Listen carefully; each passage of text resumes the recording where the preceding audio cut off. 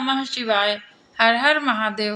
भोलेनाथ के 12 अवतार हुए, जिसमें 12 ज्योतिर्लिंग के रूप में वो प्रकट हुए और आज भी हमारे आपके बीच में हैं। सभी की अभीष्ट कामना पूर्ण करने के लिए, समय समय पे भक्तों के रक्षा के लिए, कभी उन्हें अभीष्ट वरदान देने के लिए वो 12 ज्योतिर्लिंग के रूप में प्रकट हुए हैं। आज उसी में से द्वादशी ज्योतिर्लिंग में दूसरा ज्योतिर्लिंग यानी मल्लिकार्जुन जो सैलम में स्थित हैं, आज उन्हीं के बारे में विस्तार से मैं आपको बतलाने वाली हूँ। वीडियो को लास्ट तक अवश्य देखिए। मल्लिकार्जुन ये भगवान शिव जी के जो अवतार हुआ है, ये श्रीगिरी पर्वत पर सैलम में स्थित है और शिव जी का यह अवतार अपने भक्तों का अभीष्ट पूर्ण करने के लिए ही हुआ है। अभीष्ट फल का अर्थ है कि मन चाहा अपने वरदान पा लेना। भगवान शिव जी मनचाहा वरदान देने के लिए मल्लिकार्जुन के रूप में प्रकट हुए हैं। आइए इनकी कथा विस्तार में जानते हैं। कहते हैं भगवान के अनंत अवतार हैं और भगवान के अनंत अवतार में अनंत जीवों पे जब वो कृपा करते हैं, कृपा हेतु ही पृथ्वी पर आते हैं। मल्लिकार्जुन नाम से जो उनका अवतार हुआ है, तो इसका क्या कारण है?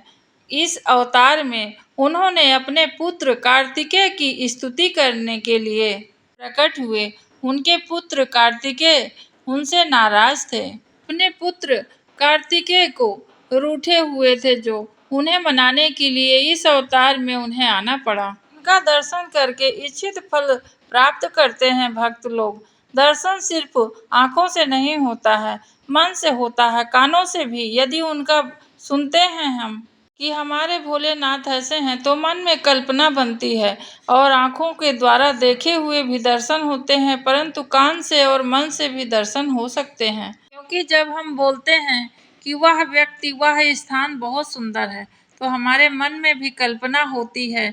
हम भले नहीं देखे होते हैं, लेकिन अच्छे से विचार करने लगते हैं, अरे वाह बहुत सुंदर होगा। इसी प्रकार पुराणों से जो कथा सुनी जाती है, वह श्रवण किए हुए मन की आंखों तक पहुंच जाती है। एक बार कार्तिकेय और गणेश जी दोनों बैठे हुए खेल रहे थे, परंतु खेलते खेलते दोनों बालक आपस में ही झगड़ा करने लगे और कहते हैं विवाह के लिए कि मैं विवाह करूंगा, वो कहते हैं मैं विवाह करूंगा। माता के पास पहुंचते हैं। गौरा माता कहती हैं कि पहले जो पृथ्वी के पूरे चक्कर लगा के आएगा, उसका विवाह मैं पहले करवाऊंगी। माता पिता की यह बात सुनकर कार्तिकेय स्वामी अपने वाहन मयूर को लेकर चले, परंतु गणेश जी सोचने लगे, क्योंकि उनका वाहन मूषक है और वो कितना भी दौड़ेगा, कार्तिकेय से तो आगे निकल ही नहीं सकता है। इसलिए उन्होंने विचार किया कि माता पिता ही सृष्टि हैं और सारी पृथ्वी भी, मैं उन्हीं का ही चक्कर लगा लेता हूँ।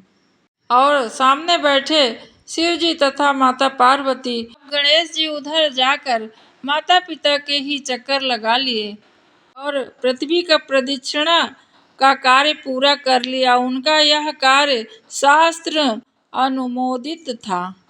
जब पृथ्वी का पूरा चक्कर लगा के कार्तिकेय वापस आए, तो गणेश जी रिद्धि सिद्धि जी के साथ विवाह कर लिए थे और बैठे हुए थे।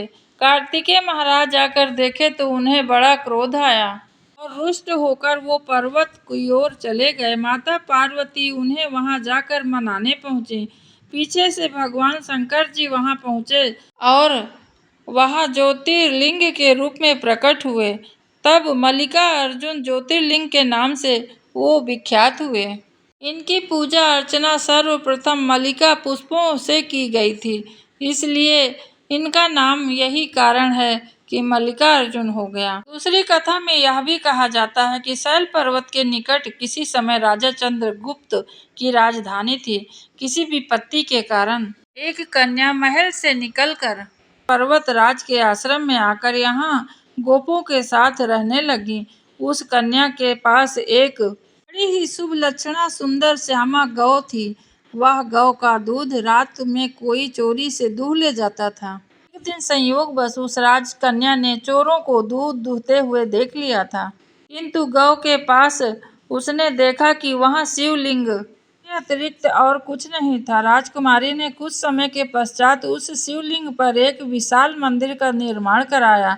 यही ज्योतिर्लिंग मल्लिकार्जुन के नाम से प्रसिद्ध हुआ। शिवरात्रि के पर्व पर यहाँ बहुत बड़ा मेला लगता है।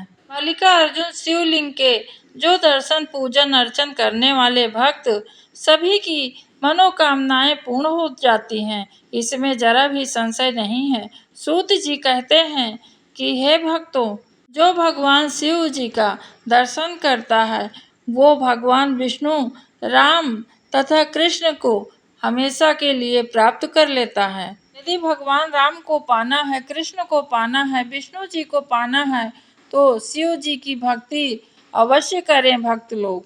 रामचरितमानस में भगवान श्री राम जी स्वयं कहते हैं, शिवद्रोही मम दास कहावा, सो नर सपने नहीं मोहि भावा। कभी राम जी शिव जी की पूजा करते हैं, रामेश्वरम में आप देखे होंगे, और कभी शिव जी राम जी की पूजा करते हैं। एक दूसरे के पूरक हैं। हरि अनंत हरि कथा अनंता, कहाँ सुनय बहुविधि सब संता। कई प्रकार से कथाएं हैं भगवान भोलेनाथ की। सावन का पवित्र महीना चल रहा है। आप सभी से निवेदन है कि भगवान भोलेनाथ की पूजा अवश्य करें, और इसमें जो साल भर व्रत उपवास से फल नहीं मिलता है वो एक महीने में आप प्राप्त कर सकते हैं। यदि आपके पास रोज टाइम नहीं होता है तो सोमवार के सोमवार व्रत करके भगवान भोलेनाथ के आराधना पूजा अवश्य करना चाहिए। भोलेनाथ तो ऐसे ही प्रसन्न हो जाने में से हैं, तुरंत ही प्रसन्न होकर आपको वरदान देते हैं। जल ही सही पर मन से आप चढ़ाइए भोलेनाथ को। आज के लिए बस इतना ही। इसके बाद मैं तीसरे ज्योतिर्लिंग के बारे में आपको बतलाने वाली हूँ, जो महाकालेश्वर भगवान भोलेनाथ उज्जैन में वास करते हैं। बाबा महाकाल के बारे में कुछ रोचक तत्व लेकर आपके सामने आने वाली। तब तक के लिए